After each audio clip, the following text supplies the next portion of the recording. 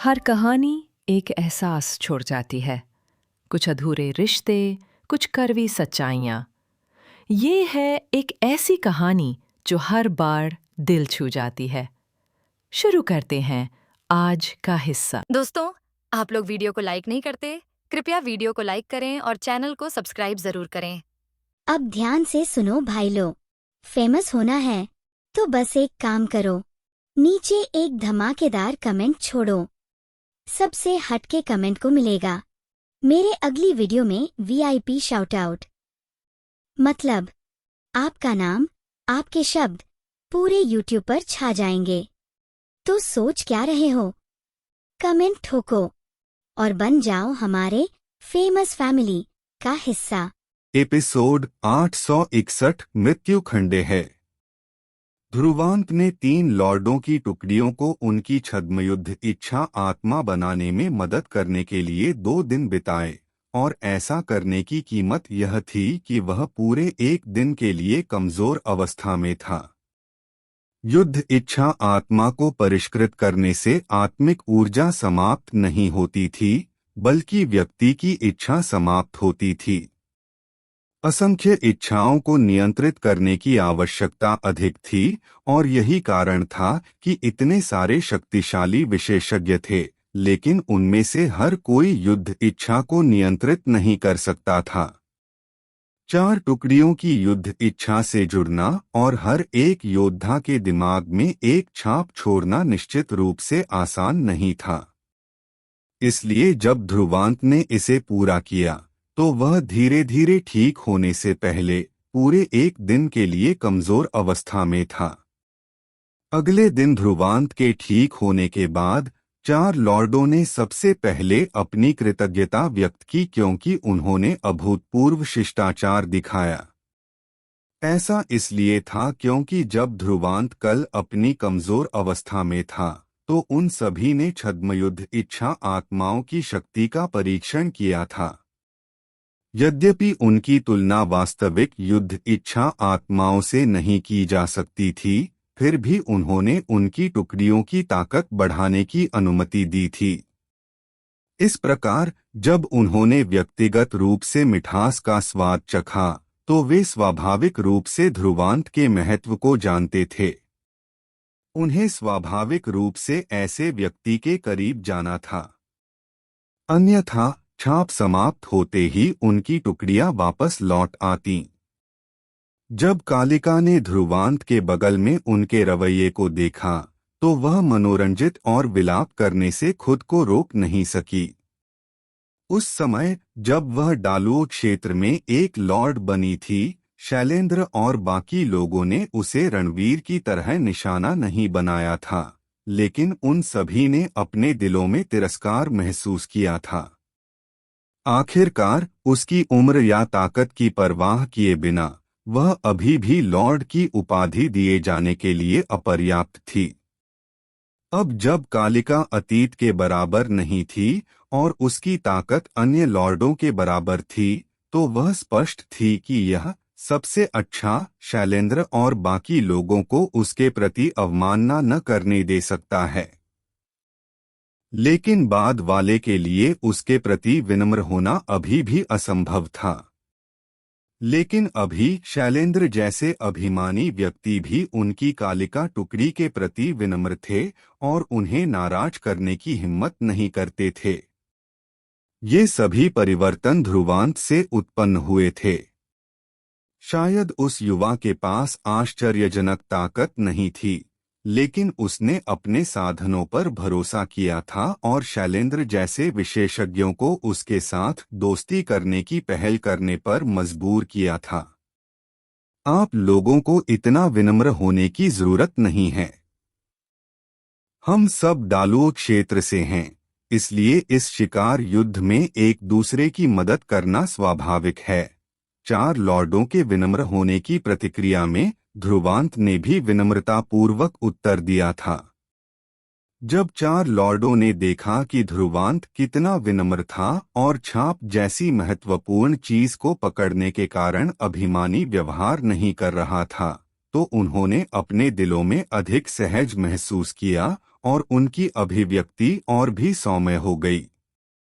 हाँ, लॉर्ड ध्रुवांत, हम पिछले कुछ दिनों से अपनी गति धीमी कर रहे हैं, तो क्या अब हम पूरी ताकत लगा दें? शैलेंद्र हंसा, क्योंकि उसके शब्दों का स्पष्ट रूप से तात्पर्य था कि यह ध्रुवांत का निर्णय था।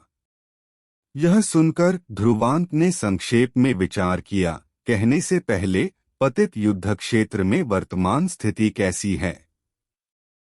चूंकि उसने पिछले कुछ दिनों से युद्ध इच्छा आत्माओं को परिष्कृत करने के लिए अपनी सारी ऊर्जा केंद्रित कर दी थी, इसलिए उसने पतित युद्ध क्षेत्र की स्थिति पर ज्यादा ध्यान नहीं दिया था। यह तेजी से तीव्र होता जा रहा है। शैलेंद्र का चेहरा गंभीर हो गया क्योंकि उसने जारी रखा, हम सभी पतित युद्ध क्षेत्र की गहराइयों की ओर अपना रास्ता बना रहे हैं। इसलिए सामान्यतया हम जितना आगे बढ़ेंगे, हम उतनी ही अधिक शक्तिशाली ताकतों का सामना करेंगे। यदि कोई लड़ाई छिड़ जाती है तो यह निश्चित रूप से एक बड़ी लड़ाई होगी। हमारी जानकारी के अनुसार पिछले कुछ दिनों में 100 से अधिक ताकतें नष्ट हो गई हैं। सूची में शीर्ष ताकतों की भी कमी नहीं है। ध्रुवांत ने अपनी आंखें सिकोड़ लीं। शीर्ष ताकतों को पहले से ही उत्तरी क्षेत्र में एक काफी ताकत माना जा सकता था, लेकिन वे अभी भी नष्ट हो गए थे। इसलिए वह कल्पना नहीं कर सकता था कि अभी लड़ाई कितनी क्रूर थी। डालुओ क्षेत्र के बारे में कोई खबर? ध्रुवांत ने पूछा। पतित युद्ध क्षेत्र बहुत विशाल है, इसलिए हम जो जानकारी इकट्ठा कर सकते हैं उसकी एक सीमा है। इसलिए हम दूसरों की स्थितियों के बारे में अनिश्चित हैं। आत्मखड्ग ने अपना सिर हिलाते हुए उत्तर दिया। ध्रुवांत ने सिर हिलाया। मुझे डर है कि पतित उत्पत्ति गोलिकाएं अभी भी अपर्याप्त हैं। यद्यपि उन्होंने आत्मिक दिशासूचक की शक्ति उधार ली थी और 10,000 से अधिक पतित उत्पत्ति गोलिकाएं प्राप्त की थीं, यह कहा गया था कि किसी भी पृथ्वी सम्राट क्षेत्र कोश को सील की केवल एक परत के लिए 10,000 या उससे भी अधिक पतित उत्पत्ति गोलिकाओं की आवश्यकता होगी। इसलिए पतित उत्पत्ति गोलिकाओं की मात्रा उनके हाथों में अभी भी पर्याप्त से बहुत दूर थी। अभी श्रेणी 3 खंडहरों से परिष्कृत की जा सकने वाली पतित उत्पत्ति गोलिकाएं बहुत कम हैं। इसलिए हमें उच्च श्रेणी के खंडहरों की आवश्यकता है। कालिका ने अपनी भौहें सिकोड़कर बात की। सामान्यतया एक श्रेणी 3 खंडहर कुछ 100 पतित उत्पत्ति गोलिकाओं को परिष्कृत कर सकता है। यदि यह शिकार युद्ध की शुरुआत होती तो यह निश्चित रूप से एक काफी राशि होती, लेकिन अभी यह राशि थोड़ी अपर्याप्त थी। इसके अलावा उनके पास कुछ टुकड़ियां एक साथ जुड़ी हुई थीं, इसलिए उन्हें इसे विभाजित करने के बाद ज्यादा नहीं मिलेगा। यद्यपि आत्मिक दिशासूचक के साथ इसे श्रेणी 3 खंडहरों की मात्रा से भरा जा सकता था जिन्हें वे खोज सकते थे, श्रेणी 3 खंडहरों का मूल्य अभी भी बहुत कम था और उनमें छोड़े गए खजाने कुछ लॉर्डों के दिलों को लुभा नहीं सके। उच्च श्रेणी के खंडहर। ध्रुवांत विचारों में पड़ गया। श्रेणी 3 खंडहरों के ऊपर श्रेणी 2 खंडहर होंगे। श्रेणी 2 खंडहर वास्तव में असाधारण थे, क्योंकि वे अतीत में सौभाग्य से एक का सामना कर चुके थे। इसके लिए कुछ कीमत चुकाने के बावजूद, भले ही उन्होंने एक साथ हाथ मिला लिया हो, फसल रमणीय थी। केवल एक खंडहर 10 श्रेणी 3 खंडहरों के बराबर हो सकता है। किसी भी खजाने का उल्लेख नहीं करने के लिए केवल पतित उत्पत्ति गोलिकाएं जिन्हें साथ में परिष्कृत किया जा सकता था, हजारों तक पहुंच गई थीं। लेकिन श्रेणी 2 खंडहर में निहित प्रचुर फसल के बावजूद इसे खोजना बहुत कठिन था। कुछ समय पहले वे केवल आत्मिक दिशासूचक की मदद से एक को खोजने में कामयाब रहे थे। वर्तमान पतित युद्ध क्षेत्र में जब तक किसी श्रेणी 2 खंडहर की कोई खबर होती, यह शायद अनगिनत ताकतों को उमड़ने का कारण बनता। यदि यह उच्च श्रेणी के खंडहरों के बारे में है, मुझे आश्चर्य है कि क्या आप लोगों ने पिछले 2 दिनों से फैली खबर सुनी है।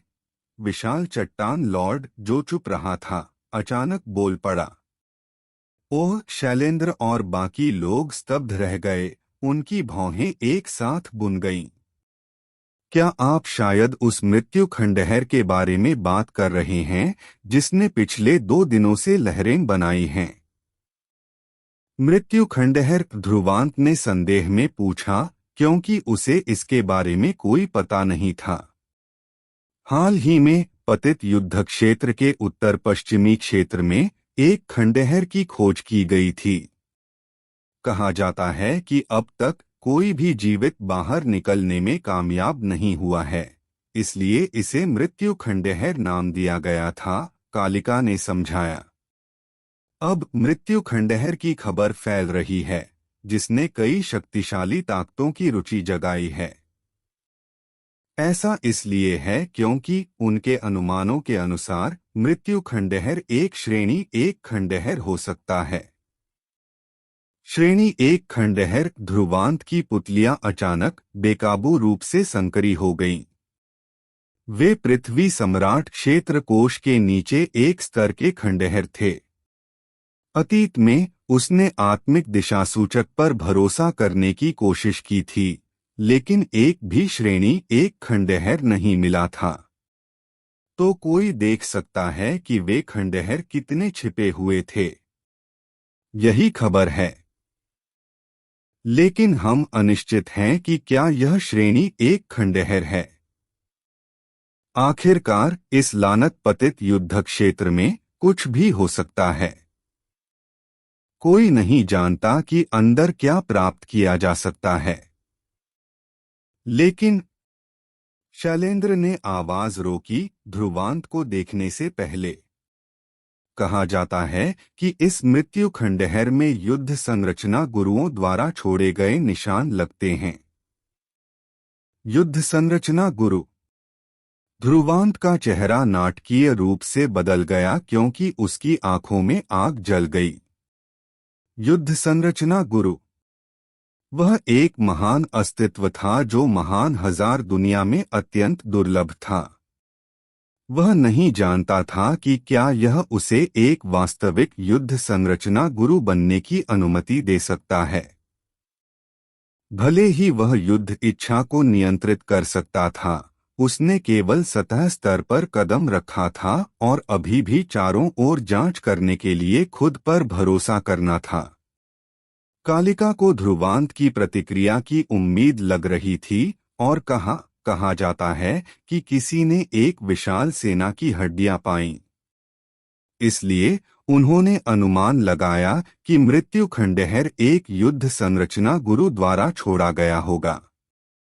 ध्रुवांत ने धीरे धीरे अपना दिल शांत किया, थोड़ी देर बाद अपना सिर हिलाने से पहले। मृत्यु खंडहर अत्यंत आकर्षक हो सकता है, लेकिन इसके भीतर निहित खतरे अकल्पनीय थे। इसलिए उसके जैसा निर्णायक व्यक्ति भी संकोच करने से खुद को रोक नहीं सका। यदि यह केवल उनका अंधकार महल अकेला होता, तो ध्रुवांत स्वाभाविक रूप से इसे एक कोशिश देता। आखिरकार एक युद्ध संरचना गुरु का प्रलोभन उसके लिए काफी महत्वपूर्ण था। हालांकि अन्य लॉर्ड भी यहाँ मौजूद थे, इसलिए ध्रुवांत निश्चित नहीं था कि क्या वे एकमात्र अफवाह के लिए इतना बड़ा जोखिम उठाने को तैयार थे। यद्यपि उन्होंने व्यक्तिगत रूप से मृत्यु खंडहर नहीं देखा था, यह निश्चित रूप से एक परोपकारी स्थान नहीं था जिसके पास इतना अशुभ नाम हो। यदि आप मृत्यु खंडहर में रुचि रखते हैं, तो अपना निर्णय तेजी से करें। अफवाहों के अनुसार भागद्वार हॉल और दिव्य मंडप के युद्ध इच्छा प्रतिभाशाली मृत्यु खंडहर की ओर भाग रहे हैं। यदि मैंने गलत अनुमान नहीं लगाया है तो उन्हें युद्ध संरचना गुरु के बारे में खबर के कारण वहां जाना चाहिए। कालिका हल्के से मुस्कुराई क्योंकि उसकी आवाज ने ध्रुवांत के दिल में प्रलोभन को उकसाया। हाँ, यदि लॉर्ड ध्रुवांत रुचि रखते हैं तो हम स्वाभाविक रूप से आपका अनुसरण करेंगे।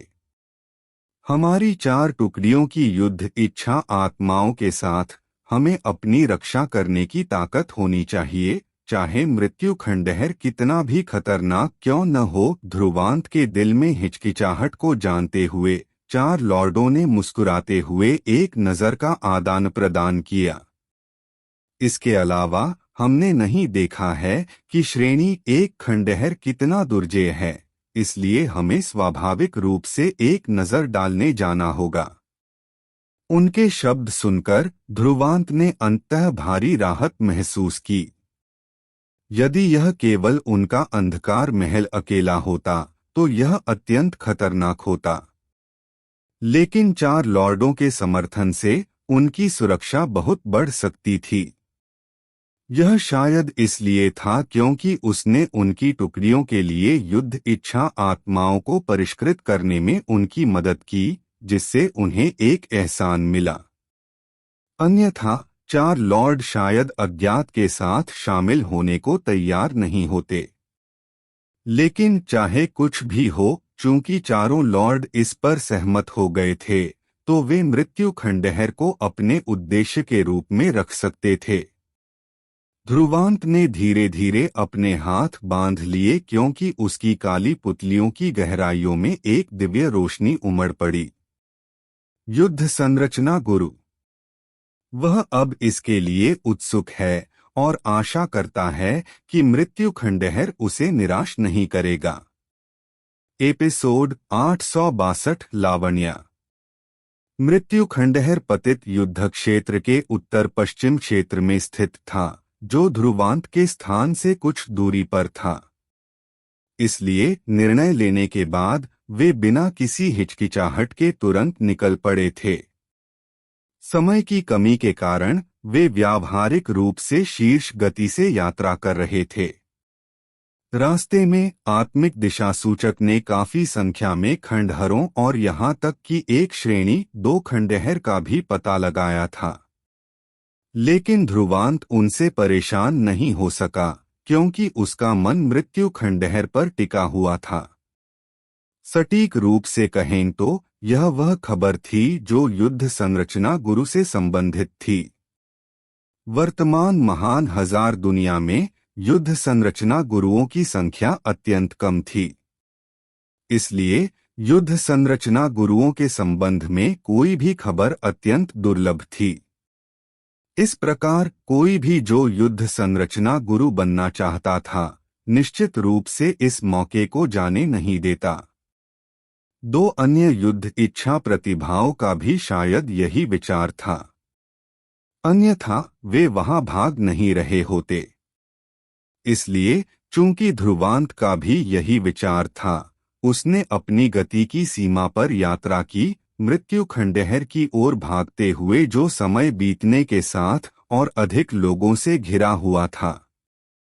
हालांकि ध्रुवांत की पार्टी के अपनी शीर्ष गति से यात्रा करने के बावजूद जब वे उत्तर पश्चिमी क्षेत्र में पहुंचे तो यह पहले से ही दूसरे दिन की शाम थी।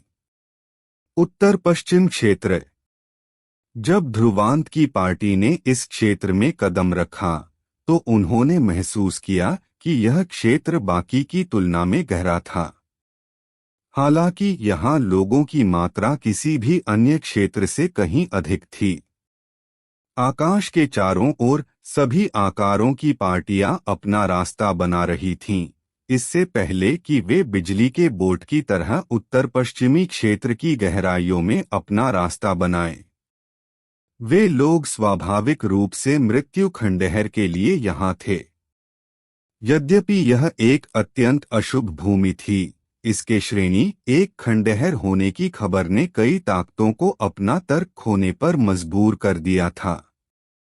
आखिरकार खजाने, दिव्य कलाएं, कलाकृतियां और श्रेणी एक खंडहर में छोड़ी गई अन्य सभी कीमती वस्तुएं पृथ्वी सम्राट क्षेत्र के नीचे किसी भी विशेषज्ञ के लिए आकर्षक थीं। जब ध्रुवांत ने देखा कि उत्तर पश्चिमी क्षेत्र कितना हलचल भरा था, तो वह अपनी भौहें सिकोड़ने से खुद को रोक नहीं सका। उसने स्पष्ट रूप से उम्मीद नहीं की थी कि मृत्यु खंडहर इतनी बड़ी हलचल पैदा करेगा। यद्यपि स्थिति थोड़ी गड़बड़ थी, ध्रुवांत इसके बारे में बहुत अधिक चिंतित नहीं था। उनकी पार्टी विशाल और शक्तिशाली थी, 4 संबद्ध कुलीन टुकड़ियां और 4 छठे श्रेणी के सम्राट। यह गठन पहले से ही एक शीर्ष बल की पूरी शक्ति के बराबर हो सकता है। इतनी बड़ी ताकत और शक्ति के साथ उनके पास किसी के साथ भी लड़ने की योग्यता थी, चाहे स्थिति कुछ भी हो। ध्रुवांत ने उस दूरी की ओर देखा जो एक अंधेरे में ढकी हुई थी, जिसने दूसरों को दबा हुआ महसूस कराया। हालांकि इसने ध्रुवांत को भयभीत महसूस नहीं कराया। उसने प्रतिक्रिया में केवल हल्के से मुस्कुराया। चलो चलते हैं। हमारा डालूओ क्षेत्र इतने भव्य मामले से कैसे पीछे रह सकता है? हमें जाकर देखना चाहिए कि मृत्यु खंडहर के लिए कितने लोग आए हैं। जैसे ही उसने बात की, उसने कालिका, अन्य लॉर्डों और 4 कुलीन टुकड़ियों के साथ आगे बढ़ने में पहला कदम उठाया, जो आकाश को ढकने वाले प्रकाश पुंजों की धारियों में बदल गए। ध्रुवांत की पार्टी द्वारा की गई हलचल ने कई लोगों के चेहरे बदल दिए, उनके लिए रास्ता खोलने से पहले। किसी ने भी उन्हें बाधित करने की हिम्मत नहीं की। जब उन्होंने दूरी की ओर देखा, तो इस क्षेत्र में फुसफुसाहटें गूंज उठीं। यह डालूओ क्षेत्र जैसा दिखता है। क्या ऐसा हो सकता है कि प्रमुख व्यक्ति ध्रुवांत है, जिसका नाम हाल ही में जंगल की आग की तरह फैल रहा है? मैंने कभी उम्मीद नहीं की थी कि वह भी यहाँ आ जाएगा।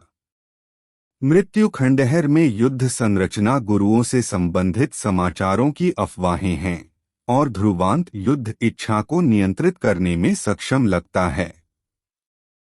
इसलिए यह स्वाभाविक है कि वह ऐसा अवसर जाने नहीं देगा। के भागद्वार हॉल और दिव्य मंडप के युद्ध इच्छा प्रतिभाशाली पहले से ही यहाँ हैं। वे कुछ समय से ध्रुवांत की तलाश कर रहे हैं। मैंने नहीं सोचा था कि वह खुद को उनके दरवाजे पर भेज देगा। मैंने असंख्य विशेषज्ञों की लड़ाइयाँ देखी हैं, लेकिन युद्ध इच्छा प्रतिभाओं के बीच लड़ाई पहली बार है। ऐसा लगता है कि इस बार मेरा क्षितिज चौड़ा हो जाएगा। मृत्यु खंडहर की यह यात्रा अब दिलचस्प लग रही है। उत्तर पश्चिम क्षेत्र की गहराइयों में अंधेरे के एक पैच ने पूरे क्षेत्र को ढक लिया था, जैसे कि प्रकाश अंधेरे द्वारा निगल लिया गया हो। जैसे ही अंधेरा उमड़ा, इसने दूसरों को भयभीत महसूस कराया। यह मृत्यु खंडहर का स्थान था। इस समय अंधेरे के इस खंडहर के आसपास का वातावरण अत्यंत हलचल भरा था। प्रकाश की अंतहीन किरणें दूरी से आ रही थीं और इस स्थान पर उतर रही थीं। कुछ शक्तिशाली ताकतों ने मृत्यु खंडहर के करीब स्थानों पर कब्जा कर लिया था। इसलिए यदि कुछ भी होता, तो वे पहल को समझ सकते थे, जबकि वे कमजोर ताकतें पीछे की ओर थीं और किसी भी अनुकूल स्थान को जब्त करने की हिम्मत नहीं करती थीं।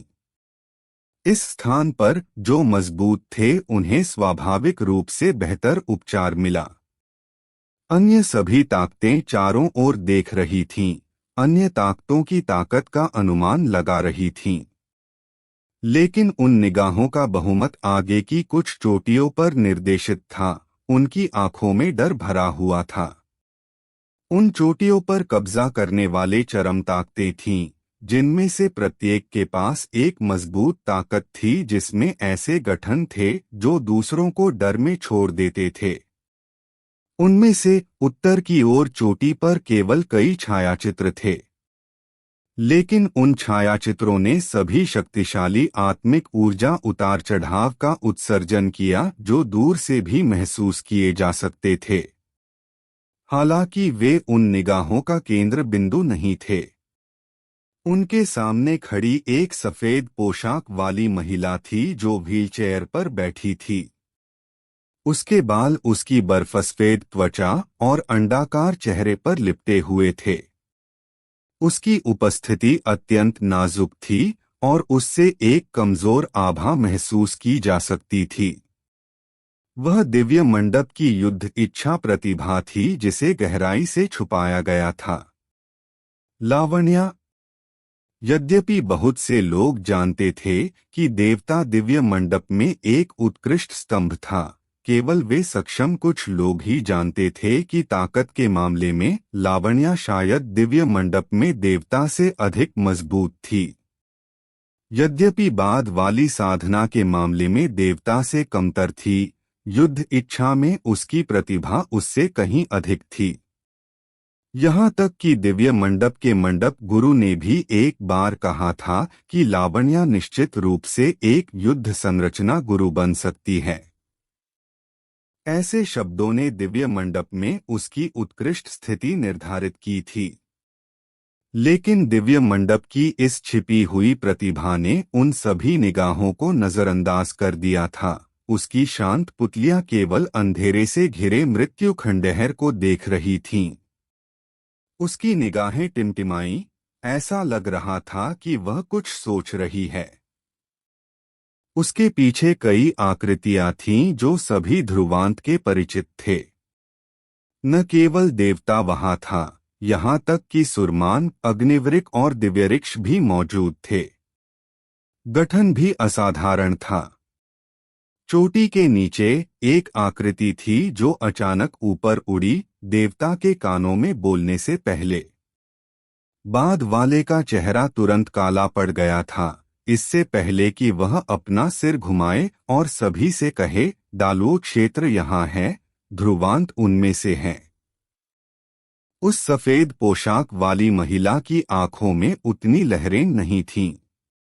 उसने एक संक्षिप्त क्षण के लिए हल्के से आह भरी, इससे पहले कि उसने धीमी आवाज में कहा, लॉर्ड देवता, हमारे सामने खंडहर अधिक महत्वपूर्ण है।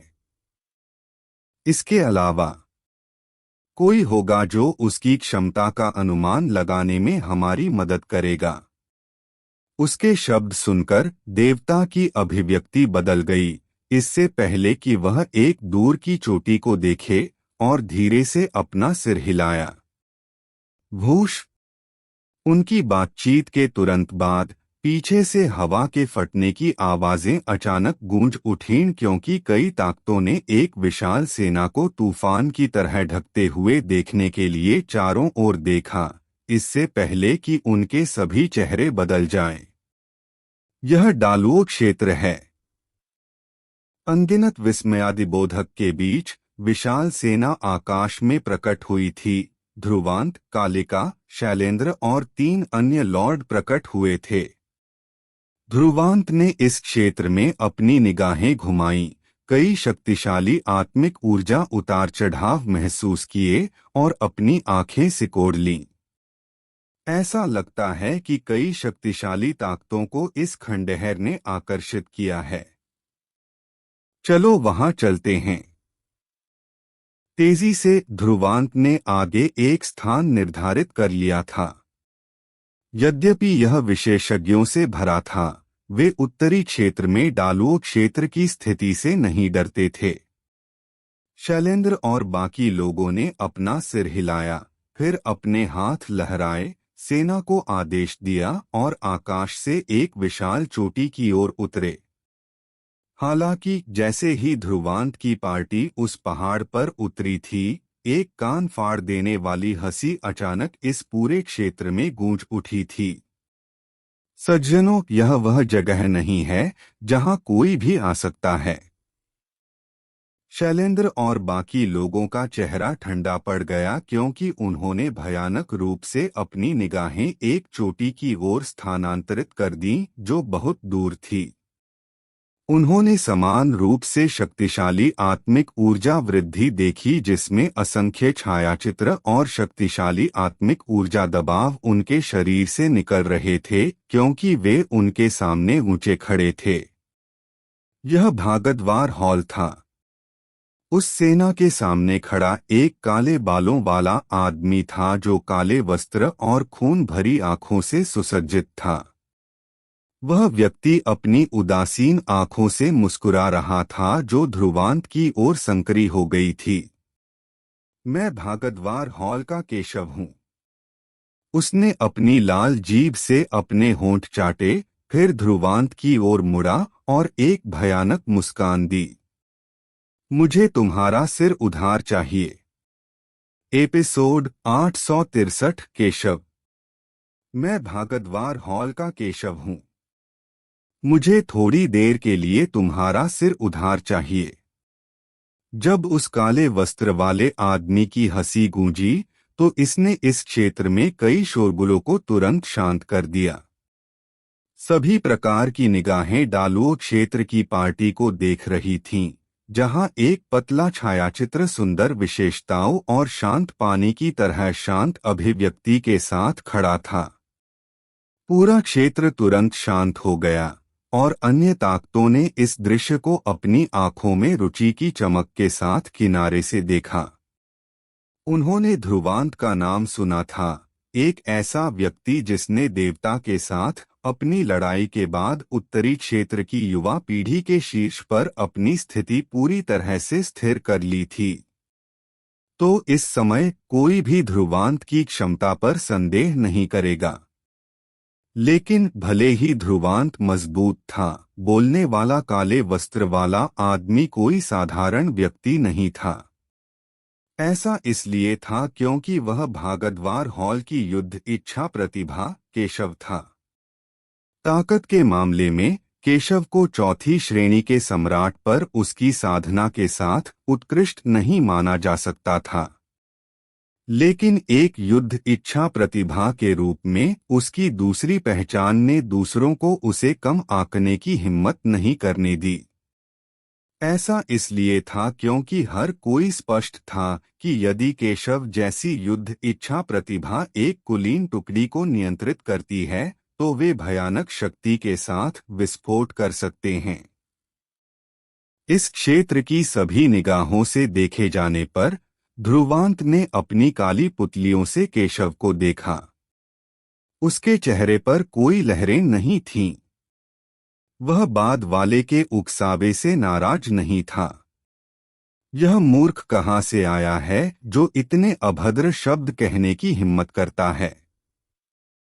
क्या तुम्हें विश्वास है कि यह लॉर्ड तुम्हें यहाँ थप्पड़ मारकर मौत के घाट नहीं उतार देगा? जब भयानक आवाज गूंजी तो रणवीर ने घनी हत्या के इरादे से अपनी आंखों में केशव को ठंडक से देखा। केशव का ध्रुवांत को सिर पर उकसाने के लिए इतना अभिमानी होने की हिम्मत ने स्पष्ट रूप से रणवीर को बेहद दुखी कर दिया था। अभद्र शब्द। क्या तुमने सोचा था कि मेरे भागदवार हॉल में कोई नहीं है? केशव के पीछे एक ठंडी हंसी गूंजी जब एक छायाचित्र ऊपर चला गया। उस परिचित उपस्थिति ने ध्रुवांत को स्तब्ध कर दिया था क्योंकि यह गिरीश था जिसे उसने खुद अपने शरीर को विस्फोट करने के लिए मजबूर किया था। लेकिन इस समय गिरीश प्रकट हुआ था और ध्रुवांत को शातिर तरीके से देख रहा था। तो यह युवा महल गुरु गिरीश है। ऐसा लगता है कि महल गुरु गिरीश वास्तव में आपके भौतिक शरीर को इतनी जल्दी परिष्कृत करने में मदद करने के लिए भुगतान करने को तैयार थे। ध्रुवांत गिरीश की ओर मुस्कुराया। गिरीश का चेहरा राख जैसा हो गया था और उसकी भयानक निगाहें चाहती थीं कि वह अभी ध्रुवांत को राख में बदल दे। ड्रैगन फिनिक्स हेवन में उसकी प्रतिष्ठा ध्रुवांत के हाथों नष्ट हो गई थी, उसका भौतिक शरीर भी नष्ट हो गया था। यदि यह उसके पिता द्वारा एक बड़ी कीमत चुकाने के लिए नहीं होता तो वह अभी भी अपने भौतिक शरीर को बहाल करने में सक्षम नहीं होता। ध्रुवांत, यहाँ बकवास बंद करो। यदि आपका डालुओ क्षेत्र मृत्यु खंडहर के साथ गड़बड़ करना चाहता है तो मेरे भागद्वार हॉल की राय पूछें, गिरीश ने ठंडक से कहा।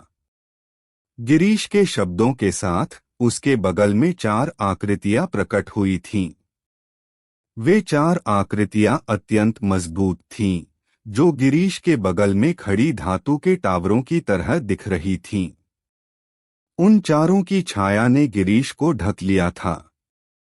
स्वाभाविक रूप से उनके शरीर ने दूसरों का ध्यान आकर्षित किया था, जिसने अनगिनत विशेषज्ञों की निगाहों को गंभीर बना दिया था। 4 आकृतियों से निकलने वाली आश्चर्यजनक आत्मिक ऊर्जा से दबा हुआ महसूस कर रहे थे। यह आत्मिक ऊर्जा दबाव था जो 6ठे श्रेणी के सम्राटों का था। तो यह भागद्वार हॉल के 7 स्वर्गीय सेनापति हैं। शैलेंद्र ने 4 ऊंची आकृतियों को देखा और अपनी आंखों में तिरस्कार से भरी निगाहों से उपहास किया।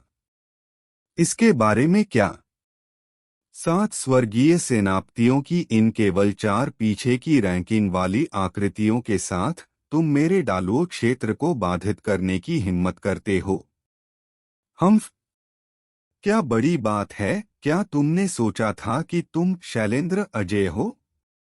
मैं देखना चाहता हूं कि क्या तुम अपने शब्दों जितने कठोर हो। गिरीश के बगल में एक ऊंची आकृति ने शैलेंद्र को हत्या के इरादे से अपनी आंखों में भरते हुए ठंडक से कहा।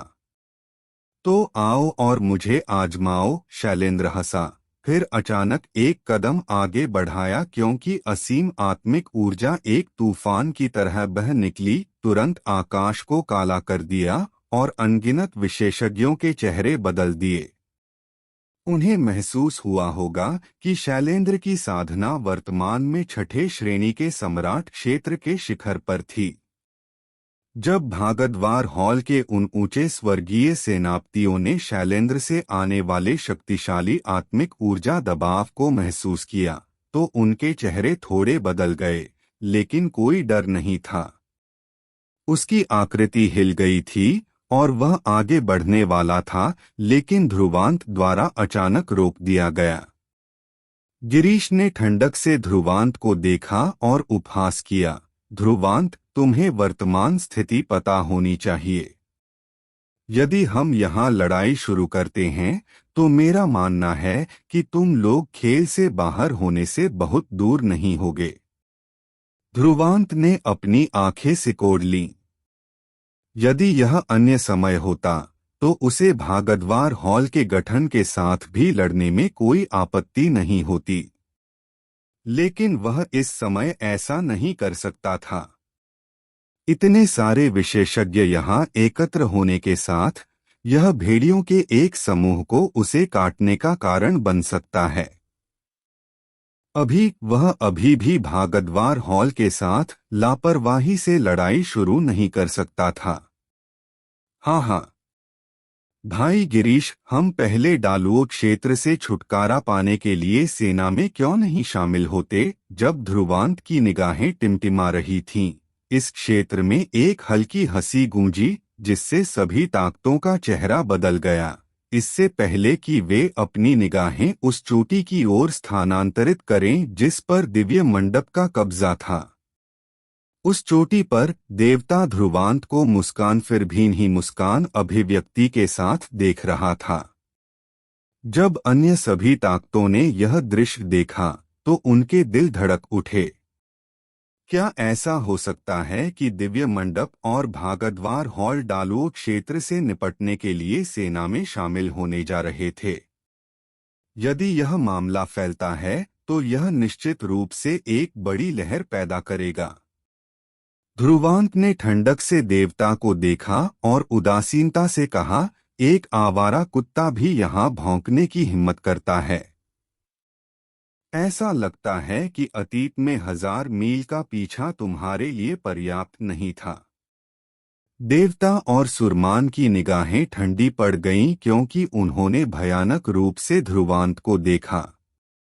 यदि तुम लोग सेना में शामिल होना चाहते हो तो आगे बढ़ो, लेकिन मेरा मानना है कि भले ही मेरा डालुओ क्षेत्र यहाँ नष्ट हो जाए, तुम लोग भी हमारे साथ रहोगे। ध्रुवांत की आंखों में अचानक एक अशुभ चमक फूट पड़ी क्योंकि उसकी आवाज क्रूरता से भर गई थी। ध्रुवांत की क्रूर निगाहें देखकर देवता की पुतलियां थोड़ी संकरी हो गई थीं। डालुओ क्षेत्र के वर्तमान गठन के साथ यदि वे पूरी ताकत लगाते तो उन्हें भी एक बड़ी कीमत चुकानी पड़ती। सज्जनों, मेरा दिव्य मंडप अभी आपसे लड़ने की कोई इच्छा नहीं रखता है। हमारी दुश्मनी भविष्य में तय की जाएगी। अभी आप लोगों को पहले भागदवार हॉल के साथ अपनी दुश्मनी से निपटना चाहिए। एक सौम्य आवाज अचानक गूंजी थी। आवाज में सौम्यता ने तनावपूर्ण माहौल को भंग कर दिया था। ध्रुवांत ने अपनी निगाहें आवाज के स्रोत पर निर्देशित कीं और व्हीलचेयर में एक सफेद पोशाक वाली महिला को देखा। बाद वाली की सुरुचिपूर्ण उपस्थिति ने उसे संक्षेप में स्तब्ध कर दिया। इसके तुरंत बाद उसकी निगाहें टिमटिमाईं और उसने बाद वाली की पहचान देख ली। वह दिव्य मंडप की युद्ध इच्छा प्रतिभा होनी चाहिए, लेकिन यह महिला स्पष्ट रूप से अभी डालुओ क्षेत्र से लड़ना नहीं चाहती थी, जिससे भागदवार हॉल को बाहर निकलने की अनुमति मिली। इस तरह वह देख सकती थी कि बाघ कैसे लड़ते हैं। लड़की कमजोर लग सकती थी, लेकिन वह निश्चित रूप से एक आसान व्यक्ति नहीं थी। ध्रुवांत, मेरे सामने इतना दृढ़ अभिनय मत करो। यदि तुम वास्तव में हमारे भागदवार हॉल से लड़ना चाहते हो तो मृत्यु खंडहर में मृत युद्ध संरचना गुरु की विरासत का तुमसे कोई लेना देना नहीं होगा। गिरीश ने ठंडक से उपहास किया। तुम क्या चाहते हो फिर? ध्रुवांत ने मुस्कुराते हुए कहा। गिरीश ने केशव को देखा। बाद वाला मुस्कुराया और खून की नसें उसकी आंखों में चढ़ रही थीं क्योंकि उसने अपनी आंखें सिकोड़कर ध्रुवांत पर एक उन्मत्त मुस्कान दी।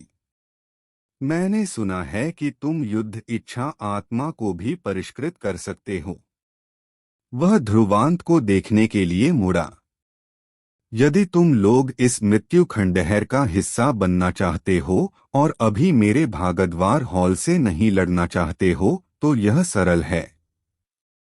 मुझे देखने दो कि क्या तुम योग्य हो। यदि तुम्हें लगता है कि तुम योग्य हो तो आओ और इसे आजमाओ। ध्रुवांत की काली पुतलियों ने उदासीनता से केशव को देखा क्योंकि उसके होठों के कोने पर एक ठंडी चाप उठी। वह केशव के शब्दों से आश्चर्यचकित नहीं था क्योंकि उसने उसे शुरू से ही निशाना बनाया था, लेकिन चूंकि बाद वाला अपनी नफरत उस पर निकालना चाहता था तो वह मुर्गे को मारकर बंदर को कैसे चेतावनी नहीं देना चाहेगा। ध्रुवांत ने लालची निगाहें देखी थीं। यदि उसने अपनी थोड़ी सी ताकत प्रकट नहीं की तो वह उन्हें डराने में सक्षम नहीं होगा। इसलिए केशव की कार्रवाइयां ठीक वैसी ही थीं जैसी ध्रुवांत ने एक निश्चित डिग्री से सोची थीं। हाँ, रुको, जब तक मैं तुम्हारा सिर तुम्हारी गर्दन से हटा न दूं तब तुम्हारे चेहरे पर यह मुस्कान नहीं होगी। केशव हंसा, लेकिन हर कोई उसकी हंसी के पीछे हत्या के इरादे और क्रूरता को सुन सकता था। ध्रुवांत ने शांति से हंसते हुए केशव को देखा। बाद वाले ने ध्रुवांत द्वारा देखे जाने से धीरे धीरे अपनी हंसी वापस ले ली थी, लेकिन उसकी आंखें एक जहरीले सांप की तरह थीं जो उसे देख रही थीं। दोनों ने अपनी निगाहें मिलाईं और हत्या के इरादे ने व्यावहारिक रूप से इस क्षेत्र के तापमान को गिरा दिया था। इस क्षेत्र में अनगिनत ताकतों की आंखों में रुचि चमक उठी थी।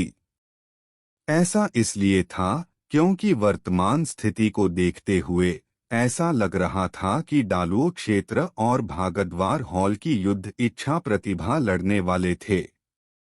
युद्ध इच्छा प्रतिभाओं के बीच टकराव की भव्यता निश्चित रूप से उसी स्तर के लोगों से आगे निकल गई। मैं तुम्हारे आदेश के तहत सभी योद्धाओं को मार डालूंगा। केशव हंसा क्योंकि उसकी आंखों से एक ठंडी रोशनी निकली। उसने अपना हाथ उठाया, इससे पहले कि उसे अपनी भयानक आवाज के साथ नीचे लहराए जो इस पूरे क्षेत्र में गूंज उठी। भागद्वार विभाग, खुद को दिखाओ। बूम! केशव की दहाड़ के साथ पूरा क्षेत्र अचानक कांप गया और हर कोई यह देखकर चौंक गया कि केशव के पीछे से एक भयानक युद्ध इच्छा आकाश में उड़ रही है। उस क्षण में पूरे क्षेत्र ने रंग बदल दिए थे। एपिसोड 864, भागद्वार विभाग। बूम! युद्ध इच्छा का एक असीम सागर तूफान की तरह बह निकला। युद्ध इच्छा इतनी अत्यंत शक्तिशाली थी कि छठे श्रेणी के सम्राट विशेषज्ञों के चेहरे पर भी थोड़े बदलाव आ गए थे। क्या आश्चर्यजनक युद्ध इच्छा है! यहाँ तक कि रणवीर, शैलेंद्र और शेष लॉर्डों के भाव भी गंभीर थे। यद्यपि केशव थोड़ा पागल था, वे उसकी ताकत के बारे में अवाक थे। इसमें कोई आश्चर्य की बात नहीं थी कि वह इतना आत्मविश्वासी और ध्रुवांत से निडर क्यों था। ध्रुवांत ने भी इस दृश्य पर अपनी आंखें सिकोड़ ली थीं। केशव द्वारा नियंत्रित युद्ध इच्छा शायद सबसे मजबूत थी जो उसने उत्तरी क्षेत्र में देखी थी। यहाँ तक कि जिनसे वह अतीत में मिला था, उनकी तुलना भी उससे नहीं की जा सकती थी। केशव वास्तव में भागद्वार हॉल की युद्ध इच्छा प्रतिभा थी। अनगिनत चकित निगाहों के नीचे केशव ने आकाश का सामना किया और हाथ लहराते हुए हंसा। उसके पीछे के विशाल पहाड़ से अनगिनत आकृतियां आकाश में उड़ गईं, क्षितिज पर मंडराते हुए, क्योंकि युद्ध इच्छा जिसने असंख्य विशेषज्ञों को झकझोर दिया था, उनके शरीरों से अंतहीन रूप से निकली। यह केशव द्वारा नियंत्रित भागद्वार विभाग था। विशाल राशि ने इस भूमि को भर दिया। इस शांति में भयानक युद्ध इच्छा उमड़ रही थी। पूरी टुकड़ी चांदी के कवच में सजी हुई थी जो सूरज की रोशनी के प्रतिबिंब से चमक रही थी। उनके शरीरों से एक हत्या की आभा निकली जो इस बात का प्रमाण थी कि इस टुकड़ी ने वास्तविक मृत्यु मैचों का अनुभव किया था। इसके अलावा जिसने उन्हें और अधिक झकझोर दिया वह यह तथ्य था कि मोटे तौर पर देखने पर भागद्वार विभाग अस्पष्ट रूप से लगभग 15,000 की संख्या तक पहुंच गया था। यह एक ऐसी राशि थी जिसकी तुलना में शैलेंद्र की शैल विखंडन टुकड़ी भी कमतर थी। वह भागद्वार हॉल का भागद्वार विभाग है, एक टुकड़ी जिसे भागद्वार हॉल द्वारा वर्षों से पोषित किया गया है और हाल के वर्षों के दौरान केशव के नियंत्रण में रही है। शैलेंद्र ने एक गंभीर आवाज में बात की क्योंकि उसने पहली बार अपनी आंखों में चिंता के साथ ध्रुवांत को देखा। ध्रुवांत ने धीरे से अपना सिर हिलाया लेकिन उसने कुछ नहीं कहा। उसने अपना हाथ लहराया और उसके पीछे कालिका टुकड़ी ने बिना पीछे हटने के स्लाइटेस्ट इरादे के एक गगनभेदी दहाड़ छोड़ी। बूम! असीम कालिका युद्ध इच्छा एक सागर की तरह फैल गई थी। इसमें जो शक्ति थी उसने कई विशेषज्ञों के चेहरे गंभीर कर दिए थे। लेकिन कोई भी बता सकता था कि मात्रा में अंतर के कारण कालिका टुकड़ी की युद्ध इच्छा भागद्वार विभाग से कमतर थी। हाँ, तुम अपनी कालिका टुकड़ी से मेरे भागद्वार विभाग से लड़ने का इरादा कर रहे हो जिसकी संख्या लगभग 5,000 है। क्या मजाक है? केशव ने ध्रुवांत के पीछे कालिका टुकड़ी को देखते हुए मजाक उड़ाया। युद्ध इच्छाओं के बीच लड़ाई का बहुमत टुकड़ियों की शक्ति पर निर्भर करता था, जो यह था कि योद्धा कितने उत्कृष्ट थे और उनकी संख्या। उसका यह भागद्वार विभाग कुछ ऐसा था जिसे भागद्वार हॉल द्वारा वर्षों से पोषित किया गया था। बड़ी मात्रा में संसाधनों को समाप्त कर दिया गया था, जबकि कालिका टुकड़ी कमजोर और दुर्बल थी। भागद्वार विभाग की तुलना में यह दिन और रात के बीच का अंतर था। इसलिए यदि वे वास्तव में लड़े होते तो यह निश्चित रूप से एक कुचलने वाला परिणाम होता। बूम। केशव का चरित्र निर्दयी और व्यामोही था, इसलिए जब उसने अपना मजाक उड़ाया तो उसने ध्रुवांत को कोई मौका नहीं दिया। उसने अचानक अपने हाथों से सीलश बनाई। उसके पीछे विशाल युद्ध इच्छा आकाश में उड़ गई, असंख्य प्रकाश पुंजों में बदल गई जो एक तूफान की तरह लग रहे थे जो ध्रुवांत को ढक रहे थे। उन प्रकाश पुंजों के मार्ग में अंतरिक्ष ऊर्जा के उतार चढ़ाव के साथ लहराया, जिसने छठे श्रेणी के सम्राटों को भी गंभीर भाव पहनने पर मजबूर कर दिया। यद्यपि केशव की साधना केवल चौथी श्रेणी के सम्राट पर थी, छठे श्रेणी का सम्राट भी भागद्वार विभाग पर नियंत्रण पाने के बाद अत्यंत भयभीत हो जाता। ध्रुवांत ने हर दिशा से ढकते हुए आने वाले हमले को अपनी भौहों को थोड़ा सिकोड़ कर देखा।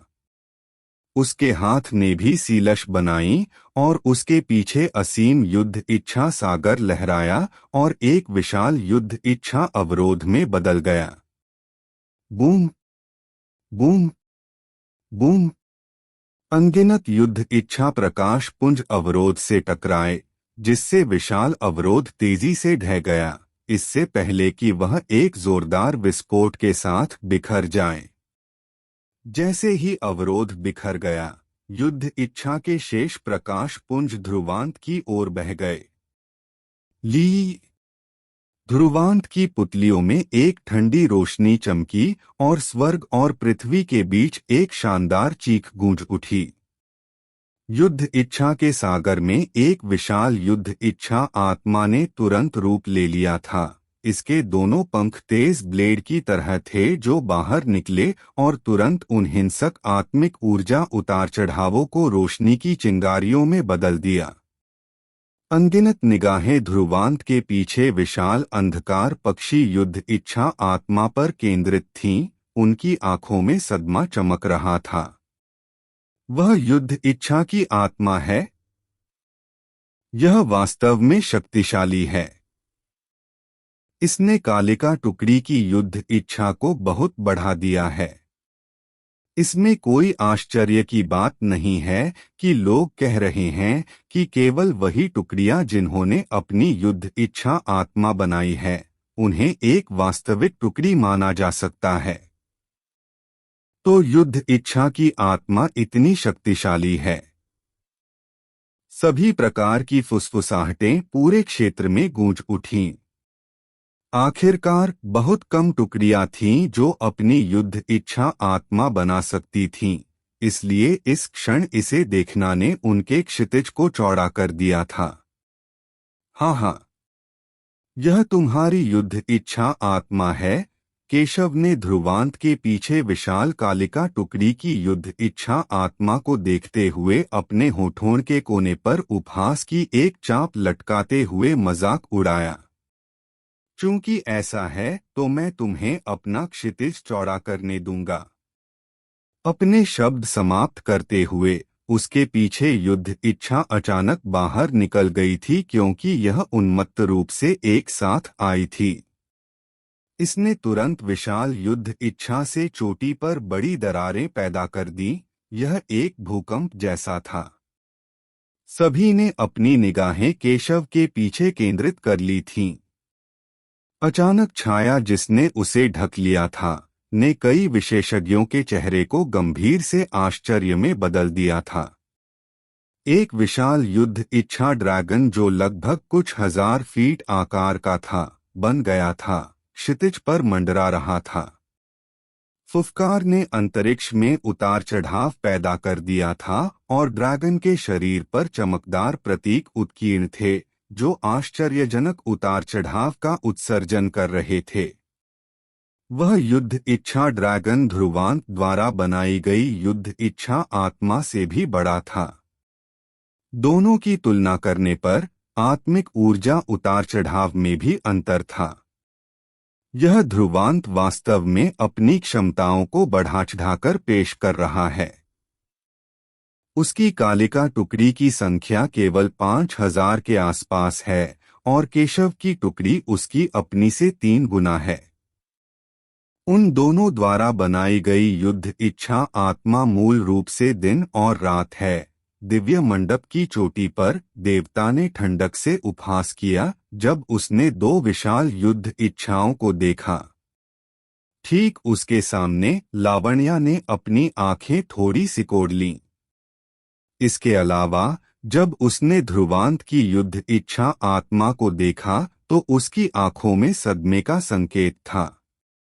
ध्रुवांत द्वारा बनाई गई युद्ध इच्छा में 4000 से अधिक प्रतीक हैं और केशव की युद्ध इच्छा आत्मा में केवल 6000 प्रतीक हैं।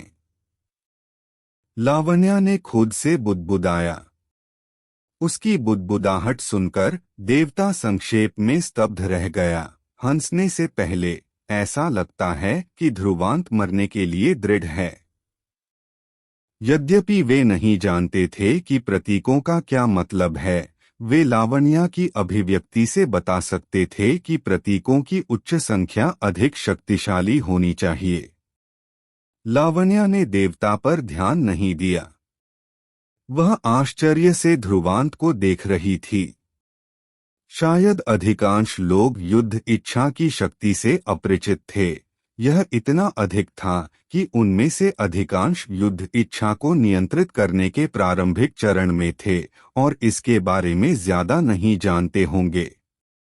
लेकिन लावण्या के अनुमानों के अनुसार शायद ध्रुवांत या केशव भी प्रतीकों के पीछे का अर्थ नहीं जानते थे। लेकिन लावण्या ने एक प्राचीन पाठ पर उनके बारे में कुछ जानकारी देखी थी, इसलिए वह जानती थी कि युद्ध इच्छाओं के बीच शक्ति में अंतर थे जो युद्ध इच्छा आत्मा पर प्रतीकों द्वारा निर्धारित किया गया था। प्रतीक एक टुकड़ी की युद्ध इच्छा से घनिष्ठ रूप से संबंधित थे, इसलिए अधिक शक्तिशाली युद्ध इच्छाओं वाली टुकड़ियां युद्ध इच्छा आत्मा पर अधिक प्रतीक बना सकती थीं। और वर्तमान स्थिति को देखते हुए ध्रुवांत की युद्ध इच्छा आत्मा पर प्रतीक वास्तव में केशव से कमतर थे, लेकिन केशव की टुकड़ी ध्रुवांत से 3 गुना अधिक थी। इसका मतलब था कि यदि वे दोनों एक ही स्तर पर होते तो ध्रुवांत ने शायद अब तक केशव को दबा दिया होता, जिसका मतलब था कि युद्ध इच्छा पर ध्रुवांत की समझ असाधारण थी। कालिका टुकड़ी के केवल 5000 सदस्यों के साथ और 4000 से अधिक प्रतीकों के साथ एक युद्ध इच्छा आत्मा बनाने में सक्षम था। यह लावण्या के लिए भी कठिन था। इस ध्रुवांत में आखिरकार कुछ क्षमता है। हाँ, ध्रुवांत, क्या तुम अब हमारे बीच का अंतर जानते हो? भले ही हम युद्ध इच्छा आत्माओं की तुलना करें, तुम अभी भी मुझसे कमतर हो। जैसे ही विशाल ड्रैगन केशव के पीछे कुंडलित हुआ, वह हंसा जबकि ध्रुवांत को देख रहा था। ऐसा इसलिए था क्योंकि वह महसूस कर सकता था कि ध्रुवांत द्वारा बनाई गई युद्ध इच्छा आत्मा उसकी अपनी से कमतर थी, इसलिए इस लड़ाई का परिणाम स्पष्ट रूप से स्पष्ट था। ध्रुवांत की भौहें कसी हुई थीं जब उसने केशव के पीछे ड्रैगन को देखा, लेकिन उसकी आंखों में कोई लहरें नहीं थीं। कितनी घृणित निगाहें हैं, मरो। ध्रुवांत की शांत निगाहों को देखते हुए केशव की आंखों में हत्या का इरादा उमड़ पड़ा। ऐसा इसलिए था क्योंकि वह ध्रुवांत को घबराते हुए देखना चाहता था, इतना शांत और संयमित नहीं। इसलिए उसने तुरंत एक भौंक छोड़ी और उसके पीछे ड्रैगन ने एक फुफकार छोड़ी क्योंकि उस पर प्रतीक चमक उठे और भयानक युद्ध इच्छा फैल गई। बूम! ड्रैगन ने अचानक अपना मुंह खोला और 1000 फुट की युद्ध इच्छा सांस बाहर निकली, तुरंत अंतरिक्ष को पिघला दिया और ध्रुवांत की ओर ढक रही थी। ध्रुवांत की सीलश बदली और कालिका युद्ध इच्छा आत्मा ने एक जोर की चीख छोड़ी, इससे पहले कि वह सांस को रोकने के लिए एक ढाल की तरह अपने पंख फैलाए। Sizzle sizzle! संपर्क के क्षण में सिजलिंग आवाजें गूंज उठीं क्योंकि युद्ध इच्छाएं टकराईं। कालिका युद्ध इच्छा आत्मा के पंखों पर प्रतीक धीरे धीरे मंद पड़ गए थे। यह युद्ध इच्छा के समाप्त होने का संकेत था। यद्यपि ड्रैगन पर प्रतीक भी मंद पड़ गए थे, इसके मंद पड़ने की गति कालिका टुकड़ी की युद्ध इच्छा आत्मा की तुलना में धीमी थी। वर्तमान स्थिति के रूप को देखते हुए कालिका टुकड़ी की युद्ध इच्छा आत्मा को लड़ाई से नुकसानदेह स्थिति में आने में देर नहीं लगेगी। दर्शक भी इस दृश्य को नोटिस करते हुए और आहें भरते हुए लग रहे थे। ऐसा लग रहा था कि ध्रुवांत ने इस बार एक धातु की प्लेट पर लात मारी थी। ध्रुवांत के पीछे कालिका, शैलेंद्र और बाकी लोगों की भौहें कसी हुई थीं क्योंकि उनकी आंखों में चिंता गहरी हो गई थी। हफ! लेकिन उनकी घबराई हुई निगाहों के नीचे ध्रुवांत ने धीरे से सफेद धुंध का एक गुच्छा थूक दिया, इससे पहले कि वह अपना सिर घुमाए और रणवीर पर मुस्कुराए। उसकी मुस्कान ने कालिका और बाकी लोगों के दिलों को झकझोर दिया था। रणवीर लॉर्ड, मुझे अपनी रक्तबाज टुकड़ी उधार लेने दो। एपिसोड 865 एक सेना उधार लेना। रणवीर, मुझे अपनी रक्तबाज सेना उधार दो। जब रणवीर और बाकी लोगों ने ध्रुवांत के शब्द सुने तो उनके दिल कांप उठे और उन्होंने संदेह से ध्रुवांत की ओर देखा। क्या वह इस समय रक्तबाज सेना की युद्ध इच्छा को नियंत्रित करना चाहता था? लेकिन क्या वह वास्तव में कालिका सेना को नियंत्रित करते हुए रक्तबाज सेना की युद्ध इच्छा को नियंत्रित कर सकता था? वे दो पूरी तरह से अलग युद्ध इच्छाएं हैं। हालांकि रणवीर और बाकी लोग युद्ध इच्छाओं के बारे में बहुत जानकार नहीं थे, वे जानते थे कि यदि दो अलग-अलग ऊर्जाओं को नियंत्रित करने का प्रयास करते समय कोई दुर्घटना होती है, तो यह उपयोगकर्ता पर ही पलटवार कर सकती है। हालांकि ध्रुवांत ने उनकी सेनाओं की युद्ध इच्छा आत्माओं को बनाने में उनकी मदद की थी, लेकिन यह कदम दर कदम किया गया था, एक साथ कई नहीं। जरूर हालांकि उनके मन में उलझन थी, रणवीर फिर भी निर्णायक थे और तुरंत सहमत हो गए थे। इसके बाद उन्होंने अपना हाथ लहराया और रक्तबाज सेना एक खूनी बादल की तरह सीटी बजाते हुए निकली, फिर ध्रुवांत के पीछे मंडराने लगी। धन्यवाद, ध्रुवांत ने अपना आभार व्यक्त किया और आगे कुछ नहीं कहा। उन्होंने अपनी तीक्ष्ण दृष्टि रक्तबाज सेना की ओर निर्देशित की। तुरंत रक्तबाज सेना के दिलों में एक गगनभेदी गर्जना गूंज उठी और एक विशाल युद्ध इच्छा बाहर निकल गई। ध्रुवांत ने अपने हृदय से अपनी इच्छा का एक हिस्सा रक्तबाज सेना की विशाल युद्ध इच्छा में विभाजित कर दिया। यह ध्रुवांत वास्तव में रक्तबाज सेना की युद्ध इच्छा का उपयोग करने की कोशिश कर रहा है।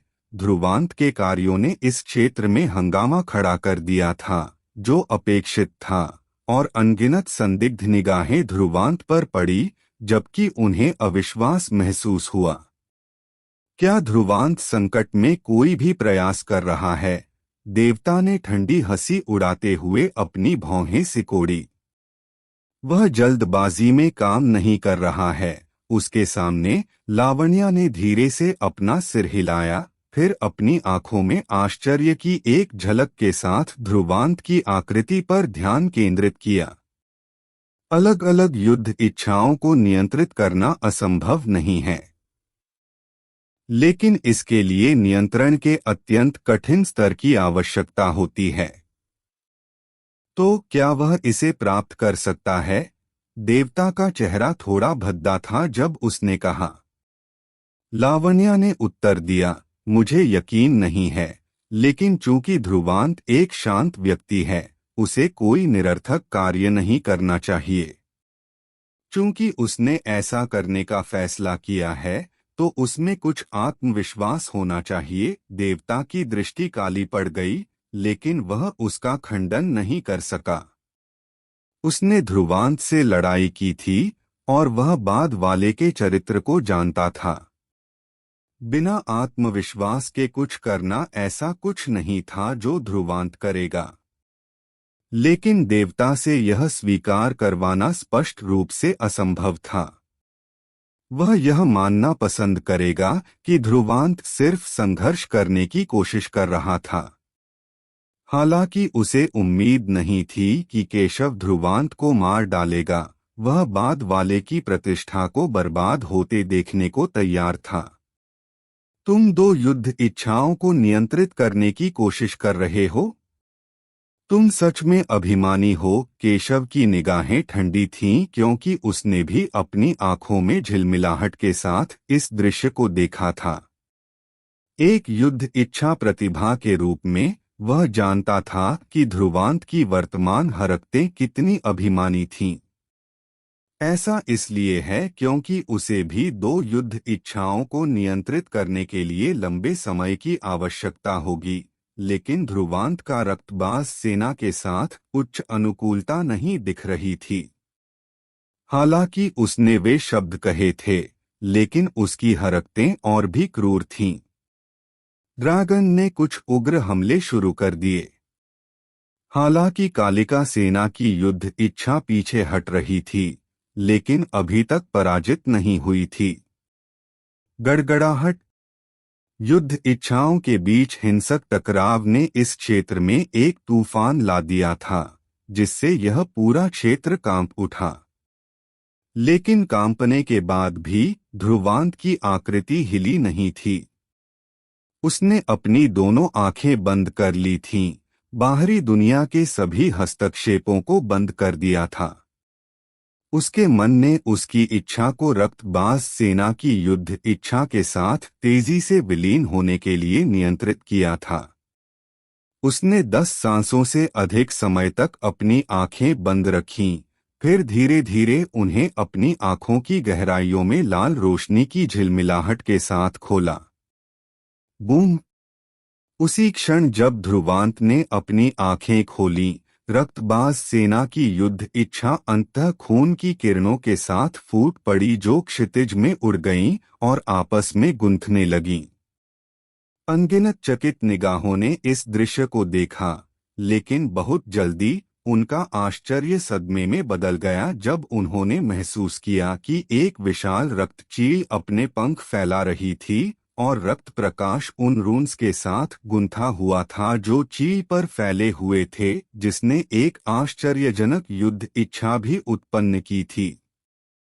ली! एक शानदार बाज जैसी चीख इस पूरे क्षेत्र में गूंज उठी और कई सेनाएं रक्तचील के दृश्य पर अपना मुंह चौड़ा करने से खुद को रोक नहीं सकीं, लंबे समय बाद ठंडी सांसें लेने से पहले। ध्रुवांत न केवल रक्तबाज सेना की युद्ध इच्छा को नियंत्रित करने में कामयाब रहा था, बल्कि उसने रक्तबाज सेना के लिए युद्ध इच्छा आत्मा भी बना ली थी। क्या इसका मतलब यह नहीं था कि ध्रुवांत वर्तमान में दो युद्ध इच्छा आत्माओं को नियंत्रित कर रहा था? वह कमीना, यह कैसे संभव है? देवता का चेहरा पीला पड़ गया था और उसकी दृष्टि और भी गंभीर हो गई थी। ध्रुवांत हर बार मिलने पर और मजबूत होता दिख रहा था। रक्तबाज सेना के लिए भी युद्ध इच्छा आत्मा का निर्माण। लावण्या की आंखों में आश्चर्य की एक झलक कौंधी जब उसने रक्तबाज सेना की युद्ध इच्छा को देखा और हल्के से कहा, रक्तबाज युद्ध इच्छा आत्मा पर कुल 3000 रूस हैं। हालांकि यह कालिका सेना से कमतर है। यह शायद इसलिए होना चाहिए क्योंकि ध्रुवांत का रक्तबाज सेना की युद्ध इच्छा आत्मा पर नियंत्रण कालिका सेना से कम है। लेकिन दो युद्ध इच्छा आत्माओं के साथ उसे केशव से निपटने में सक्षम होना चाहिए। रक्तबाज युद्ध इच्छा आत्मा के प्रकट होने के साथ केशव का चेहरा भी बदल गया था। उसने ध्रुवांत को भयानक रूप से देखा। मैंने कभी नहीं सोचा था कि तुम्हारे पास आखिरकार कुछ साधन होंगे। ध्रुवांत ने उसे उदासीनता से देखा और उसकी बकवास का जवाब नहीं दिया। उसकी सीलश बदली और रक्तबाज युद्ध इच्छा आत्मा ने एक जोरदार चीख निकाली और केशव के ऊपर प्रकट हुई, जबकि अपने पंख फड़फड़ाए। जब उसने अपने पंख फड़फड़ाए तो खून के पंख नीचे गिरे, अंतरिक्ष पर निशान छोड़ गए। धिक्कार है। रक्तबाज युद्ध इच्छा आत्मा के हमलों का सामना करते हुए केशव का चेहरा काला पड़ गया था। उसने जरा भी धीमा होने की हिम्मत नहीं की। ड्रैगन ने हमले करना बंद कर दिया था और अपनी पूंछ घुमाई, उन खून के पंखों को चकनाचूर कर दिया।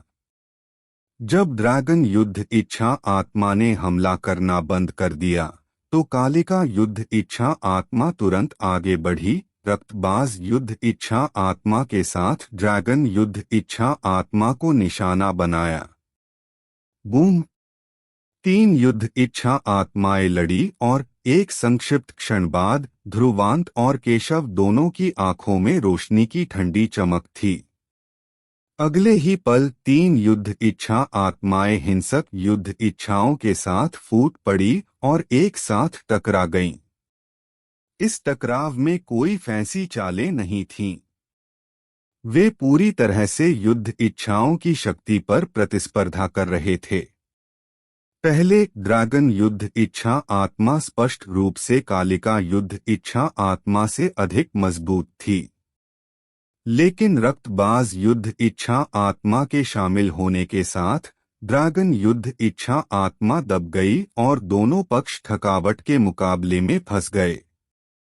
गिरीश का चेहरा बेहद भद्दा हो गया था जब उसने देखा कि स्थिति ध्रुवांत द्वारा पलट दी गई है। उसने कभी उम्मीद नहीं की थी कि ऐसी खतरनाक स्थिति का सामना करने के बाद भी ध्रुवांत के पास कुछ चालें होंगी। वह कमीना गिरीश ने अपने दांत भींच लिए और उसके दिल में गुस्सा भड़क उठा, लेकिन वह कुछ नहीं कर सकता था। गड़गड़ाहट। आसमान में 3 युद्ध इच्छा आत्माएं हिंसक रूप से लड़ी और हर टकराव आसपास के अंतरिक्ष में उतार चढ़ाव पैदा करेगा।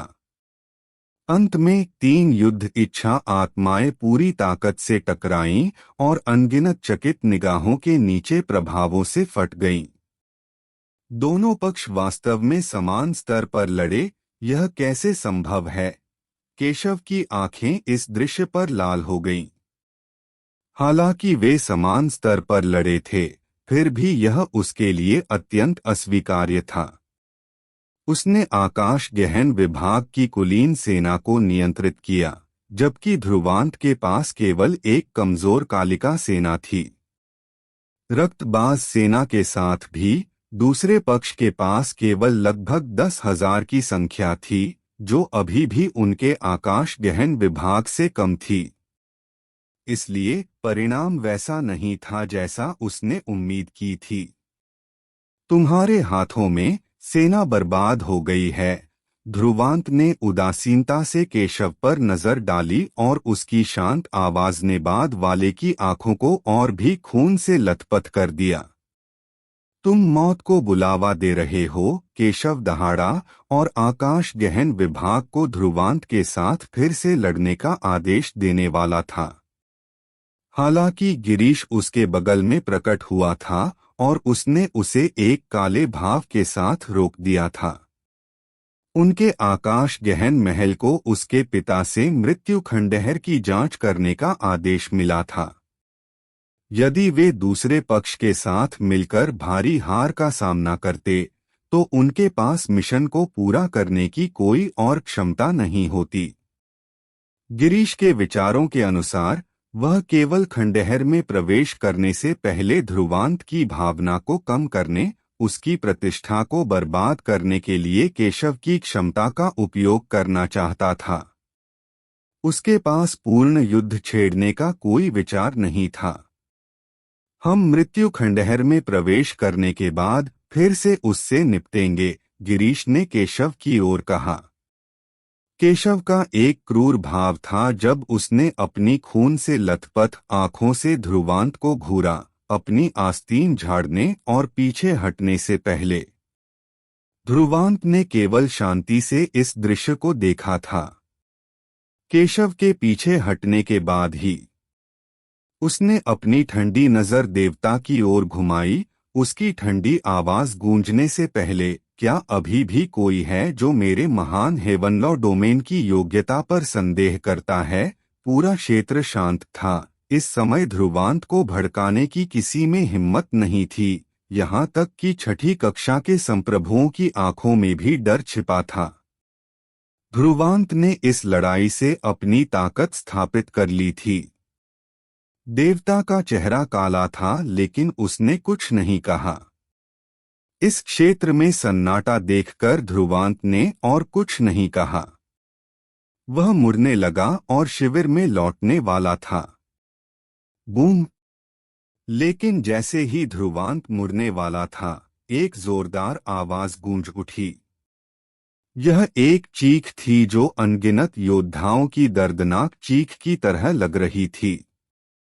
उस गर्जना में भरी हत्या की मंशा ने स्वर्ग और पृथ्वी को अंधकारमय कर दिया था।